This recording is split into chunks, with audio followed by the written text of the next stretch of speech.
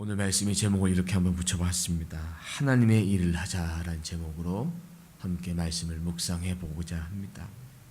민수기는 출애굽하여 가나안 땅에 들어가기 전까지, 모세가 출애굽해서 죽기 전까지의 기록이 민수기입니다. 이스라엘 백성, 이스라엘 자손이 이집트 땅에 나와서 2년째 되는 날 둘째 달 초 하루에 하나님의 명령을 따라 인구 조사를 했습니다.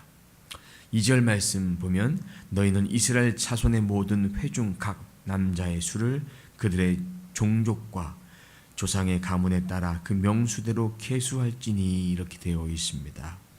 가문대로 가족대로 계수하라고 되어 있고 명단을 만들라고 이렇게 말씀해 주셨습니다. 이스라엘 지파는 12지파입니다. 12지파.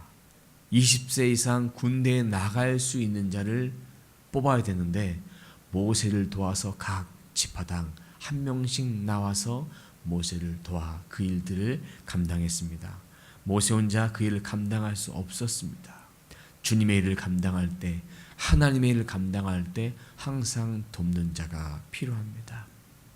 그럼 이 시내산 광야에서 인구 조사를 했습니다.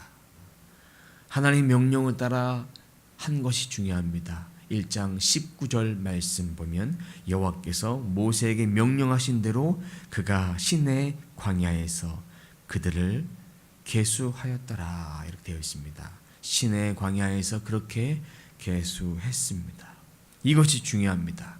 자신의 마음대로 한 것이 아니라 하나님의 명령을 따라 인구 조사를 해서 군대를 조직하려고 그렇게 준비했습니다. 광야에 나왔으니 어느 누가 우리를 괴롭히지 않을까, 그런 마음으로 인구 조사를 해서 군대를 만들었다면 월권 행위입니다. 하나님의 뜻을 이루기 위해서만 인구 조사를 해야 합니다. 하나님은 권위에 도전한 자를 용서하지 않습니다. 인구 조사는 하나님이 하라 했을 때 하는 것은 순종이지만 하지 않아도 된다 했을 때 하는 것은 불순종이에요. 왜냐하면 모든 군대의 대장 되신 하나님께서 계시는데, 하나님이 돌보시는데 너희는 내가 지켜주겠다라고 말씀하셨는데, 만약 인구조사에서 군대를 조직했다면 그것은 하나님이 하나님 되심을 인정하지 않는 것과 똑같다라는 것이죠. 그러면 12지파의 계수를 다 했습니다. 제가 성경을 읽다가 맨 마지막 46절에 몇 명 인원이 나와 있는데 그 인원을 보고 정확한지 한번 다시 세보려고 성경을 좀 펴서 봤습니다. 계산을 해봤습니다. 그랬더니 60만 3,550명이었더라. 이 말씀과 똑같이 되어 있습니다. 왜 이렇게 정확한 숫자를 성경은 기록했나? 이것은 역사적 사실임과 동시에 가장 정확한 독자들에게 정보를 주고 있는 것입니다. 변함없는 사실이고, 이것은 하나님이 이스라엘 백성을 출애굽했다는 사실은 거짓이 아니라 진실이요 진리를 말씀해 주고 있는 것입니다. 출애굽기 12장 37절에도 출애굽했을 때 인원수를 기록해 주고 있습니다. 제가 한번 말씀을 읽어보도록 하겠습니다. 이스라엘 자손이 람셋을 떠나 숫곳에 이르니 유아 외에 보행하는 장정이 60만 가량이요. 그러면 60만 가량이면 한 가족당 최소 인원을 4명씩만 잡아도 240만 명, 그 이상 되는 인원이다라는 것이죠. 그 중에서 이제 레위 지파는 군대에 나갈 그 명령에 순종하지 않아도 됩니다. 왜냐하면 성막을 보살피는 일을 특별히 해야 되기 때문에. 하나님은 우리 각자에게 사명을 부여해 주셨습니다. 병역을 면제받았던 레위 지파도 다른 11지파도 다 각자 하나님의 영광을 따라 일들을 감당했습니다. 이 사명은 하나님의 명령에 따라 하는 것입니다. 자기 마음대로 행하는 것이 아닙니다. 싸움에 나간 자나 성막을 보살피는 레위 지파나 다 하나님의 영광을 위해 각자의 역할, 각자 맡은 역할을 성실히 준행하는 것입니다. 우리가 하나님께 드릴 가장 소중한 것은 하나님께 드리는 예배의 시간을 아까워하지 않는 것입니다.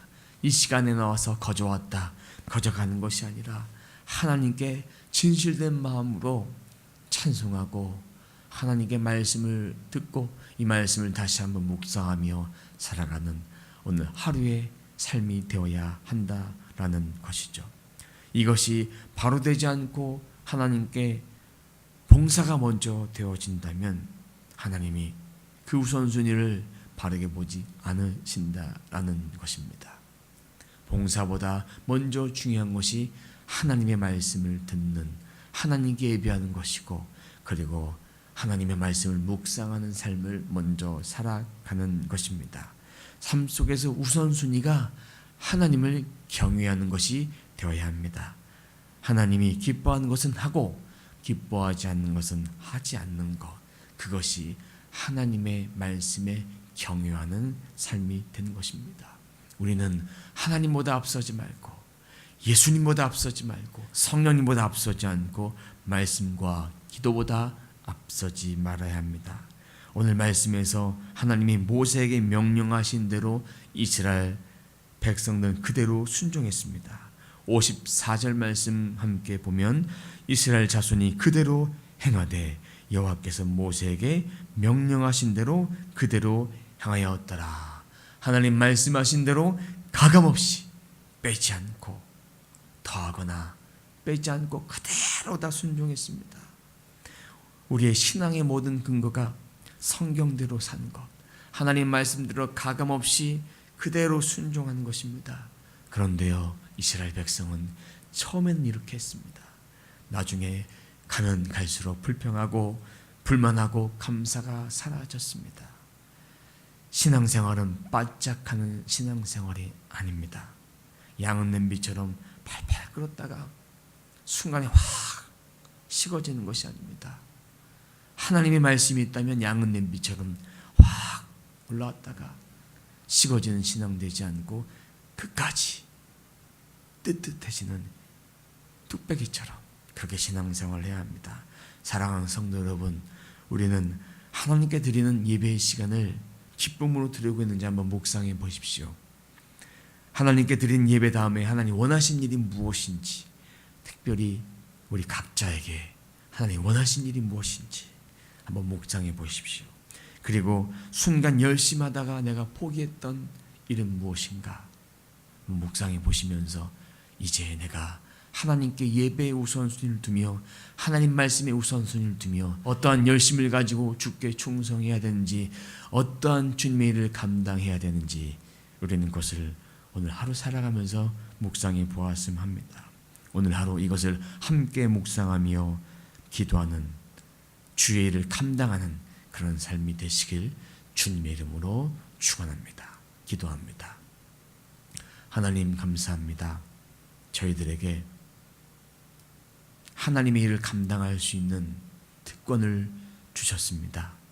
그 일은 그 어떤 것보다 하나님의 말씀을 알아가는 것, 하나님의 말씀에 먼저 귀 기울이는 것, 하나님 명령에 순종하는 것, 하나님께 드린 예배에 아름답고 존귀하게 드려지는 그 일에 순종하는 것임을 우리는 오늘 말씀을 통해 배웠습니다. 전쟁에 나가는 자나 성막에 일을 하는 자나 모두 다 주의 일을 감당하는 것입니다.